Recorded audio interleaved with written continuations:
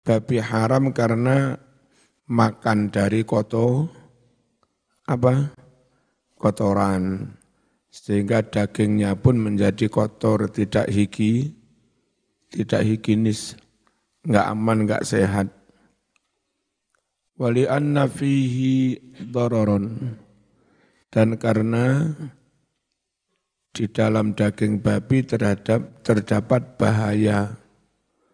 Faqad iktashafa, benar-benar telah menemukan al-atibba'u para dokter, anna lahmal khinzir yahmilu jarosima syadidatal fatki, bahwa daging babi itu mengandung bakteri-bakteri yang sangat merusak, kama annal mutaghadzi min lahmil khinzir yaktasibu min tibai ma yakuluhu, sebagaimana juga orang yang makan dari apa?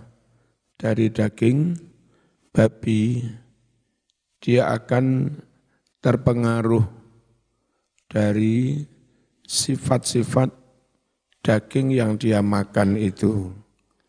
Orang kalau terus-terusan mengkonsumsi babi, sedikit banyak juga terpengaruh sifatnya babi. Padahal babi itu sifatnya tidak baik. Wal khinziru fihi kasirun, sedangkan di dalam babi terdapat banyak minat tibai al-khabisah, di dalam babi terdapat banyak sifat-sifat yang jelek. Wa ashharuha, sifat-sifat yang paling terkenal, sifatnya babi yang paling terkenal, yang paling masyhur, adamul ghirah wal iffah, tidak punya rasa cemburu. Namanya babi, jantannya babi itu kumpul dengan betina-betina banyak, di depan betina yang lain, ngumpuli betina yang lain.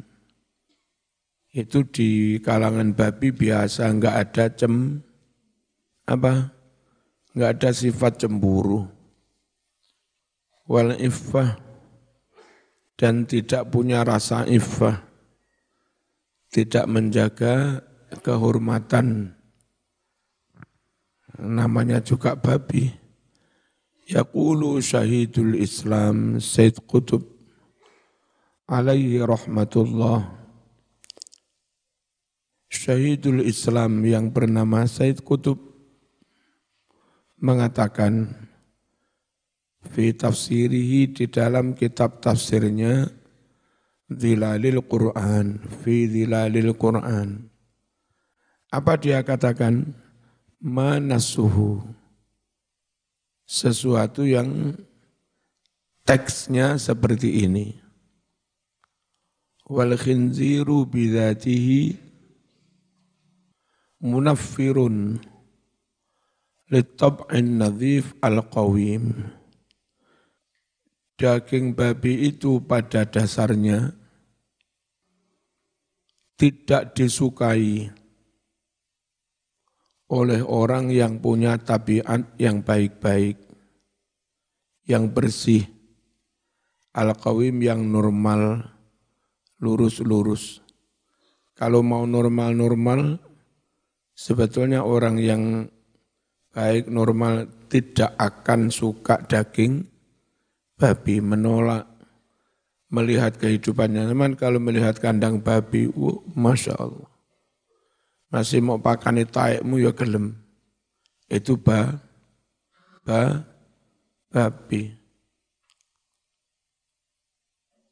Wa ma'ahadha faqad harramahullah mundu Dzalikal amadit tawil. Di samping itu, Allah mengharamkan babi sejak zaman yang lama. Dari sekarang terhitung 1444 tahun yang lalu. Sejak zaman itu Allah sudah mengharamkan babi. Hanya penemuan ada cacing pita, penemuan ada bakteri-bakteri merusak itu belakangan. Tapi Allah mengharamkannya dari dulu sudah. Liyaktashifa ilmun nas mungdu qalil. Supaya ilmu pengetahuannya umat manusia yaktashif mampu mengungkap mungdu qalil belum lama ini. Apa mengungkap? Anna fi lahmihi wa damihi, bahwa terdapat di dalam dagingnya, darahnya, wa am'aihi, ususnya, tudatan, cacing, syadidatal khuturah, yang sangat berbahaya. Namanya cacing pita. Ad-dudatus syaritiyah, cacing pita. Wa buwaidatuha al-mutakayyisah, dan telur-telurnya cacing pita yang cepat sekali menetas,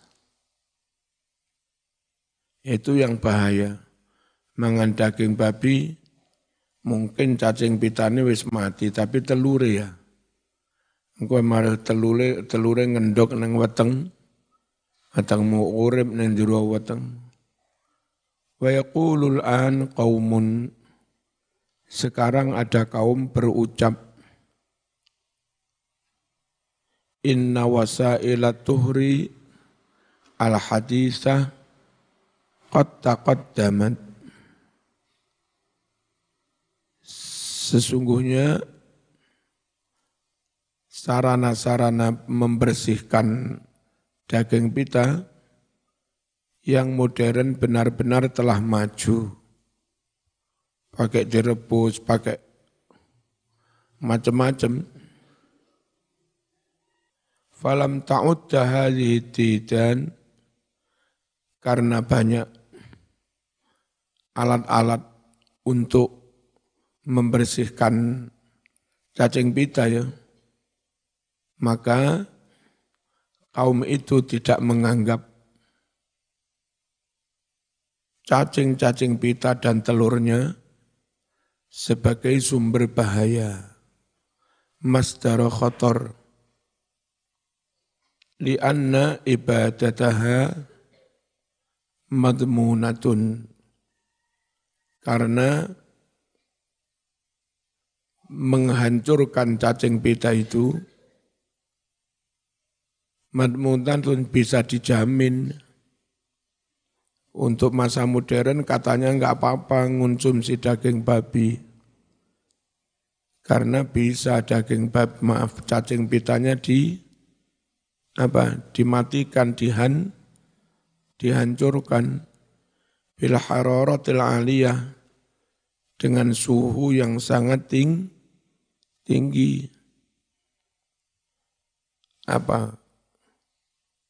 Kalau direbus itu berapa suhunya? Sampai umum itu. 100. Digoreng ya. Sampai 700.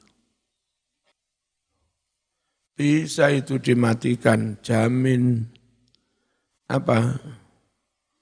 Dengan suhu yang sangat panas. Suhu panas yang sangat tinggi.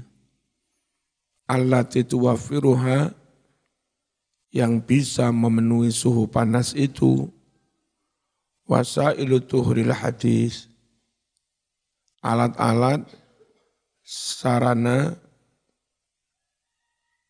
alat cuci modern.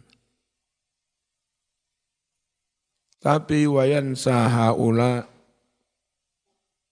anna ilmahum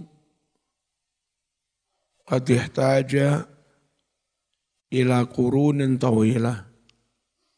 Mereka umat manusia itu lupa bahwa ilmu mereka yang kayak begini itu butuh berabad-abad sekedar untuk menemukan satu penyakit saja. Enggak bisa diandalkan peralatan modern.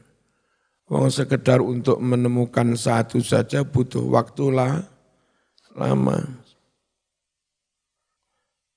Faman dzalladzi yajzim bi an laisa hunaka afatin ukhra. Lalu siapa orang yang bisa menjamin, memastikan bahwa di sana tidak ada penyakit yang lain? Jangan-jangan ditemukan alat untuk membunuh cacing pita, telurnya masih bisa menetas. Jadi meskipun sudah ada alat untuk mematikan cacing pita, bukan berarti tidak berbahaya. Fi lahmil khinzir, di dalam daging babi. Lam yuktasab ba'du anha, yang belum ditemukan. Lam digandeng ba'du, ada lam lalu di belakang ada ba'du, itu namanya maknanya belum. Yang belum ditemukan anha tentang alat-alat itu. Afala tastahiqus syari'ah, bukankah syariat lebih berhak allati sabaqat hadzal ilmal basyari, yang mana syariat itu lebih dulu daripada ilmunya manusia ini, bi asyaratil qurun, dengan selisih berabad-abad. Nah, syariat yang lebih dulu daripada penemuan manusia ini selisih berabad-abad. Bukankah syariat itu lebih berhak an-nasiqa biha, untuk kita yakini kebenarannya. Wa nada'u kalimatal fasli laha, dan kita serahkan laha kepada syariat kalimatal fasli, putusannya. Putusan boleh dikonsumsi apa enggak, jangan kembali kepada ilmu, tapi kembalilah kepada syariat. Kita serahkan aja pada syariat. Sebab ilmu juga terus berkembang. Jangan-jangan yang itu kadung dipercaya ternyata salah. Ada penemuan baru. Wa nuharrim ma harramat, kita haramkan apa-apa yang syariat juga kita mengharamkan apa-apa yang syariat juga mengharamkan. Wa nuhallil ma halalat, kita menghalalkan apa-apa yang syariat juga menghalalkan. Beres wis manut syariat ae. Manut ilmu pengetahuan lagi nunggu penelitian, lagi nunggu perkembangan baru, berubah-ubah. Wahia min ladun hakimin khabir. Sedangkan syariat itu berasal dari siapa? Dari Allah yang maha bijak sana, khabir, yang maha mengetahui. Amma ma uhilla bihi li ghairillah, adapun diharamkannya sembelian karena selain Allah, Sembelihan untuk berhala diharamkan. Kenapa? Fahuwa muharramun la li'illatin fih. Sembelihan karena berhala diharamkan bukan karena adanya ilat penyebab yang membahayakan, bukan. Walakin littawajjuhi bihi li ghairillah. Akan tetapi hewan itu diperuntukkan kepada selain Gusti Allah. Berarti apa? Muharramun li'illatin ruhiyah. Dia diharamkan karena penyebab yang sifatnya rohaniyah. Diharamkan karena penyebab yang sifatnya ghaib. Lisalamatil qalbi, itu diharamkan untuk kebaikan hati, untuk keselamatan hati manusia. Biar tetap bertauhid, tidak terjangkiti penyakit kemusyrikan, tidak terjangkiti penyakit kekufuran, tidak terjangkiti penyakit kemunafikan. Wa taharatir ruh, dan untuk kesucian hati rohani. Wa khulusid dhamir, untuk kemurnian hati nurani. Fahuwa mulhaqun bin najasati al-maddiyah. Sehingga haram karena alasan rohaniyah, ia disamakan dengan haram karena najis yang sifatnya material, najis zahir. Wal qadharatil hakikiyah, dan juga disamakan dengan al-qadharah al-hakikiyah, apa? Kotoran yang sebenarnya. Kotoran rohaniyah itu keharamannya disamakan dengan kotoran dohiriyah yang sebenarnya. Waqad harasal islamu ala an yakuna tawajjuh lillahi wahdah. Sedangkan Islam benar-benar menganjurkan agar niat atau pemberuntukan itu hanya kepada Allah wahdahu semata. Yang dianjurkan Islam itu niat apapun hanya untuk Allah an yakuna yanto'ono, apa tawajuh ngadeping ati iku lillahi mung kepada Allah wahdahu, Allah saja. La syarikalah, bila syarikin tanpa ada sekutu. Allah murni.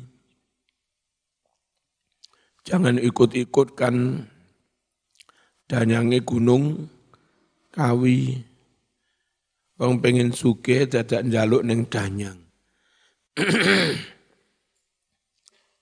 Pengen selamat perapatane sebari kembang. Percaya ning danyang. Aja ngono. Bismillahirrahmanirrahim. Fil qisasi hayatun nufus. Dalam penerapan hukum kisos itu hutang nyawa bayar nyawa, membunuh hukumannya juga harus dibunuh. Indonesia diterapkan juga hukum kisos itu. Tapi untuk pembunuhan yang sengaja, pembunuhan berencana. Di dalam fikih mazhab Syafi'i, yang membunuh dihukum bunuh, utang nyawa bayar nyawa, itu untuk kasus pembunuhan yang disengaja. Kalau enggak sengaja ya enggak apa-apa, enggak dihukum sampai dikisos, enggak. Bismillahirrahmanirrahim. Ya ayyuhalladzina amanu, he wong akeh kang padha iman, kutiba wis den wajibake alaikum atas sira kabeh apa al-qisasu, qisas. Apa qisas tadi? Utang nyawa, bayar nyawa. Fil qatla, dalam kasus pembunuhan.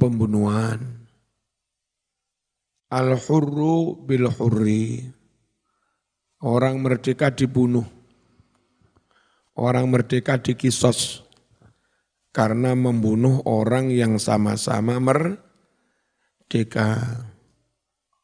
Wal abdu bil abdi, seorang budak juga dikisos karena membunuh orang budak.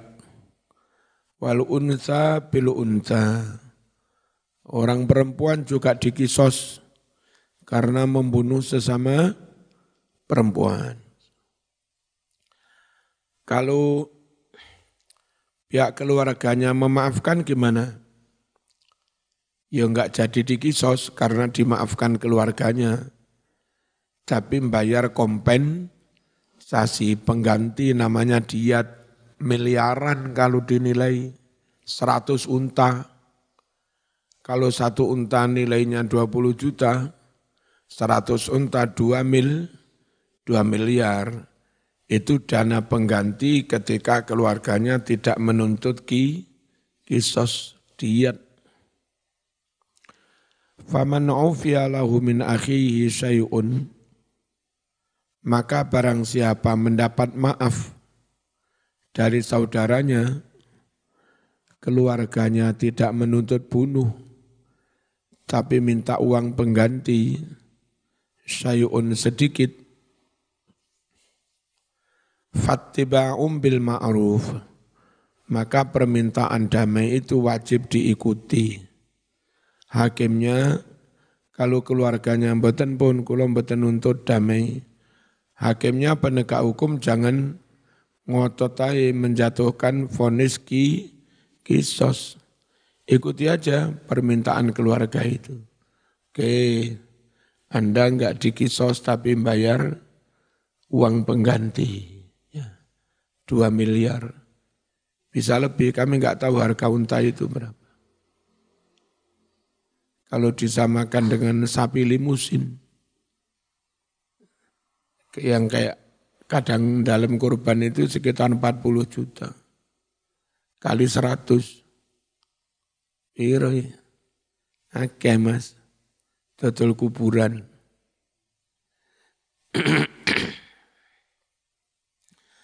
Fattiba'um bil ma'ruf, maka wajib diikuti dengan baik-baik. Agak supaya selagi tidak memberatkan. Wa adaun ilaihi, dan dibayarkan kepada saudaranya tadi, keluarga dari yang terbunuh. Membayarnya juga biihsan, dengan baik-baik. Ojo dintrit-intrit, uang pengganti 2 miliar dadak nyicil 1.000, 2.000 lah. Poe lunasnya kapan mas? Wong 2 miliar kok nyicil 1.000, 2.000. Bayar yang baik-baik, nyicil 500 ya.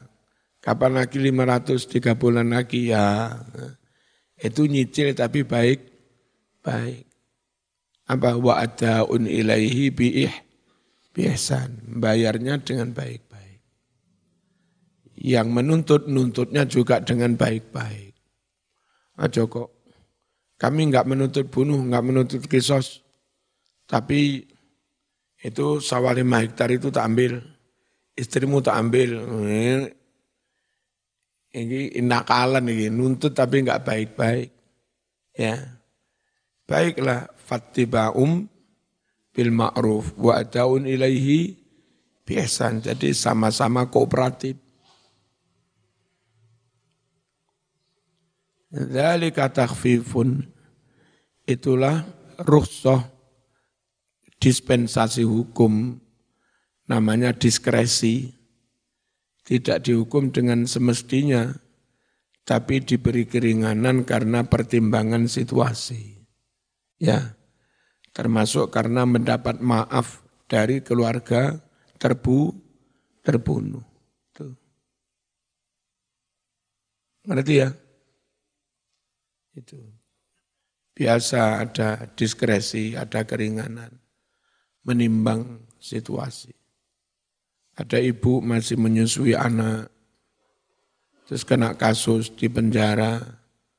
Kalau di penjara ibunya, anak eneng omah lah sapa sing nyusoni.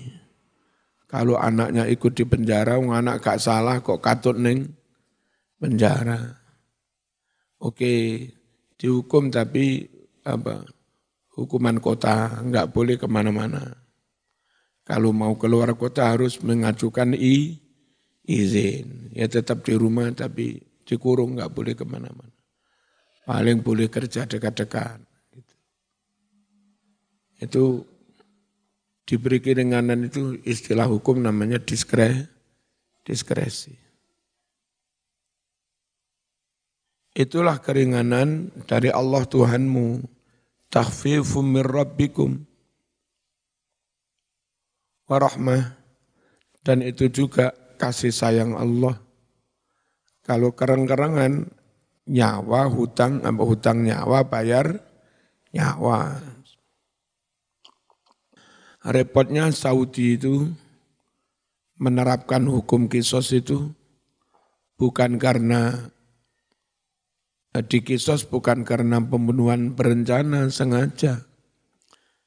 Jadi TKW terpaksa membunuh majikan karena kedaruratan, dia diancam bunuh. TKW-nya juga dikisos, repot Saudi. Padahal hadisnya hadis Bukhari, dirinci amdan sengaja atau khotok enggak sengaja, ya, atau sibhu amdin semi-semi, setengah sengaja, setengah enggak. Sengaja itu memang dipersiapkan dari awal, bawa pistol, begitu ketemu, dar. Itu utang nyawa, bayar nyawa. Yang enggak sengaja itu supir. Supir melaku seket, suita kan biasa. Tahu-tahu ana wong nyebrang nyelonong enggak noleh-noleh, kacek 1 meter. Lah piye ngerimi Mas? Kacek 1 meter. Brak. Itu enggak sengaja sama sekali supirnya. Enggak disebut utang nyawa. Ya. Enggak bisa dijatuhkan kisos. Ya paling ganti rugi duit. Nah gitu.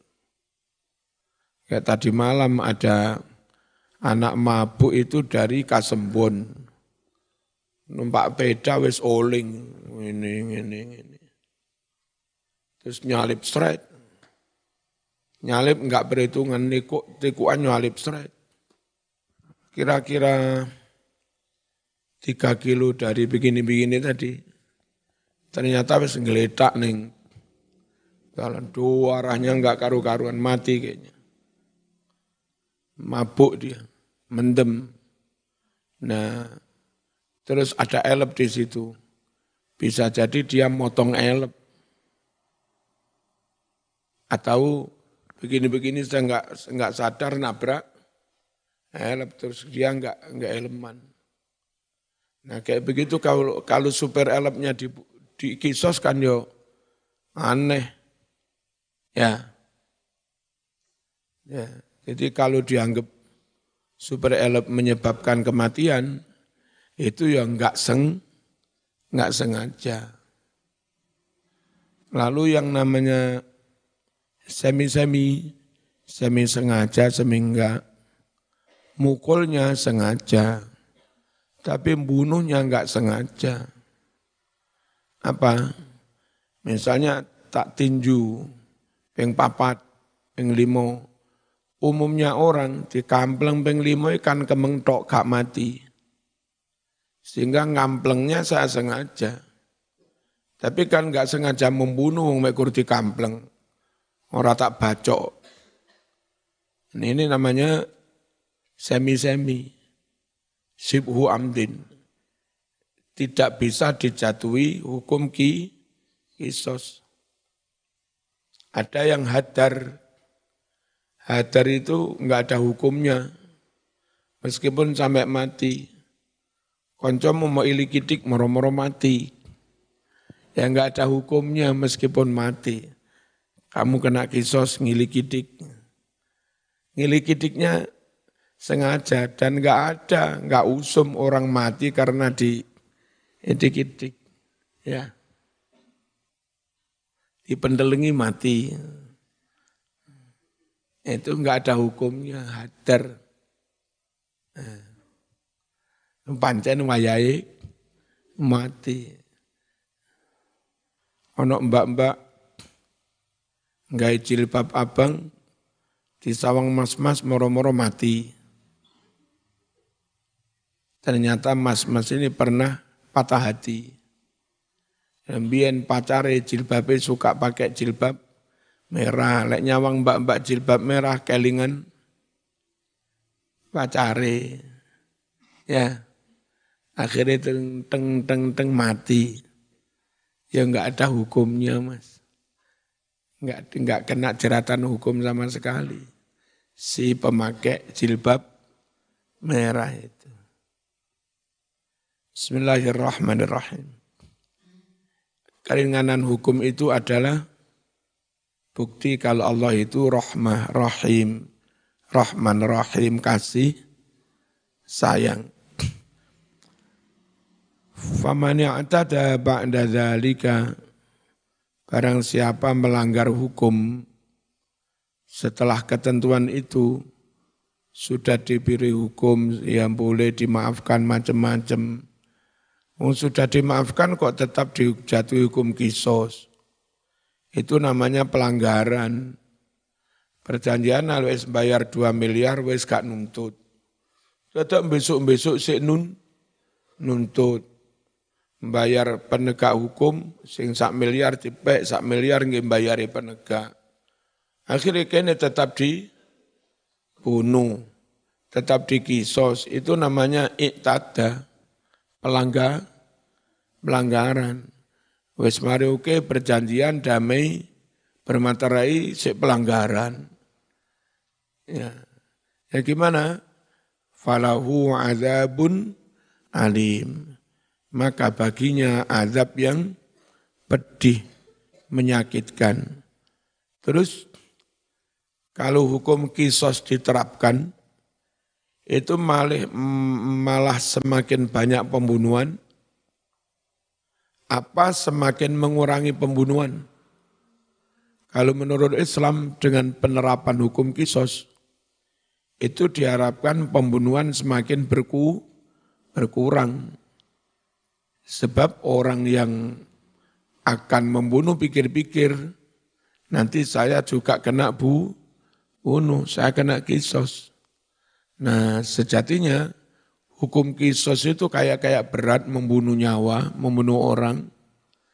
Tapi itu dalam rangka menjamin supaya masyarakat lain enggak terbunuh. Kalau enggak ada hukum kisos, carok, nanti anaknya balas dendam ganti nyarok. Besok cucunya yang sana balas dendam ganti nyarok. Nggak mari-mari Mas, sampai berabad-abad temurun. Makanya perlu dihentikan dengan hukum kisos. Walakum fil qisasi hayatun. Walakum fil kisos, dalam penerapan hukum kisos, hayatun justru menjamin ketenangan hidup lakum bagimu. Orang enggak khawatir dibunuh, kemana-mana aman. Karena orang yang akan membunuh pikir-pikir kalau ada hukum kisos. Ya ulil albab, wahai orang-orang yang berakal sehat, la'allakum tattaqun, Kenapa perlu diterapkan hukum kisos?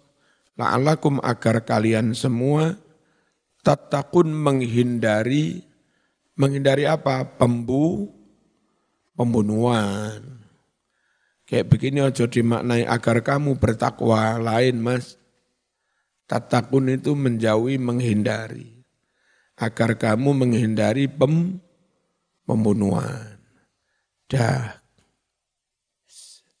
Kita tetap memegangi syariat Islam dan yakinlah syariat Islam itu yang paling benar.